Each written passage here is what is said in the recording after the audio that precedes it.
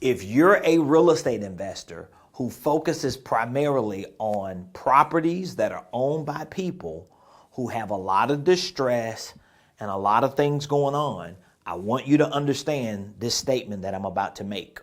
You are not buying real estate, you are buying problems, okay? I'm gonna say it again. You are not buying real estate, you are buying problems. And so in today's video, I wanna talk to you on how real estate investing is all about solving problems and what this actually requires. Because when you develop the ability to solve problems for people who own real estate, not only will you be more successful as a real estate investor, but you will make a whole lot more money while helping a whole lot more people. Okay, so before we get into it, I want you to subscribe to my YouTube page if you haven't already. We really appreciate your subscription. If you have already subscribed, make sure that you hit the notification bell so when we drop videos like this, you'll be the first to get the notification, which, by the way, I love standing in front of my whiteboard. I don't really do videos in other ways because I'm an educator, I'm a coach, I'm a consultant, man, I'm a preacher. So I just love to teach people, especially the things that I know are working for me and for the people that I already coach and teach and mentor on a day-to-day basis. So again, subscribe to my YouTube page if you have. Thank you so much. Be sure to make sure that your notification bell is on, and whatever it is that you need support from us on, whether it's answers to some questions you have, a free strategy call, maybe you need some courses to take, some mentorship, you have information inside of the description of this video. You can click one of the links and my team and I, we're always available. So back to the big statement that I just made. I don't buy real estate, I buy problems. Now, of course, I'm acquiring the real estate, but I'm really buying the problem and I'm using the real estate as leverage to justify buying the problem. This is how you make a lot more money and this is how you help a lot more people. I know this to be true because this is primarily what we do on a day-to-day basis here at RP Capital. So here's the statement. Real estate investing is all about what? Solving problems. That's what real estate investing is all about. It's not about all this other stuff. I know people right now who have money, who have credit, who have great relationships with banks and lenders, but guess what they can't do? They can't invest in real estate, not just because they don't have the skill set of underwriting deals, analyzing properties, and finding those types of deals to invest in, but they don't have the skill set of solving problems that are associated to the people who actually own these properties. And I can promise you this, the better you get at solving problems, the better you will be at investing in real estate, okay? And you can hold me to that statement. Real estate investing is all about solving problems. Okay, well, if real estate investing is all about solving problems, then of course I need to know how to underwrite. I need to know how to do all the other analytical, financial, technical things that associate to real estate investing. But I also need to know how to actually solve problems. So what does solving problems require? I'm so glad you asked. Here it is right here. Solving problems require the ability to find the what? The pain points. Okay? Solving problems requires the ability to find the pain points and see them. When you find pain points that owners of real estate have, you must be able to find the pain points and see them as motivations for wanting to do a deal. So let me break this down for you, okay? So I'm telling you that real estate investing is all about solving problems.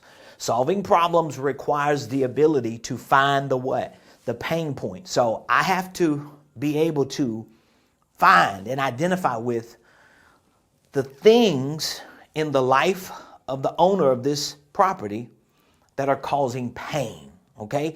It may be they have to move and they can't sell it. They're over leveraged. It may be that they're in foreclosure. It may be that they were married and now they're divorced and they can't afford it. It could be so many different pain points or problems. But my job as a real estate investor is to be focused on solving problems, have the ability to find pain points, okay, in the life or lives of those who own their properties. And when I find the pain points, I have to see them as the motivation. So when you hear things like motivated seller, what are you really hearing? Well, if it's a motivated seller, that means that seller is motivated because they have pain points. And those pain points are really stemming from problems that they just can't seem to solve. And they have come to an awareness that in order for the pain points or the problems to be solved, they have to present them as motivations to sell the property because they know the property can help fix the pain point and solve the problem. But it's still up to you as the real estate investor to be focused on solving problems, not just buying a piece of property, not just knowing the numbers, not just seeing the location, but making sure I'm focused on solving problems. I can find pain points and see them as motivations for wanting to do a deal. Like I deal with a lot of distress properties, right? And the properties are distressed not because of physical distress, but because of financial distress that's on the owner.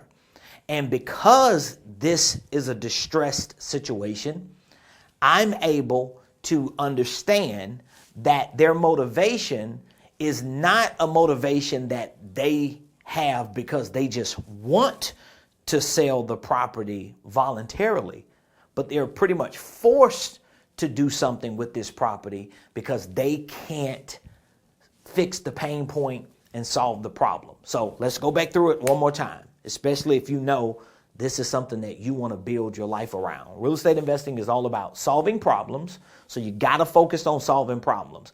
I'm not saying to not do the numbers, to not analyze the property and understand the performance and underwrite and all that. You have to know those things, but you also have to be clear on the fact that I should focus on solving problems. If I can solve problems, getting the real estate is not going to be the problem. It's going to be solving the problem that the person who owns the real estate have. If I can do that, I get this, okay? And I also understand that solving problems requires the ability to find pain points. So that's what I need to be doing. Now, if you are a salesperson, you should already have some type of fact-finding questionnaire that you are asking owners when you have a chance to talk with them so that you can find and identify the pain points. So the pain point is not the roof is bad.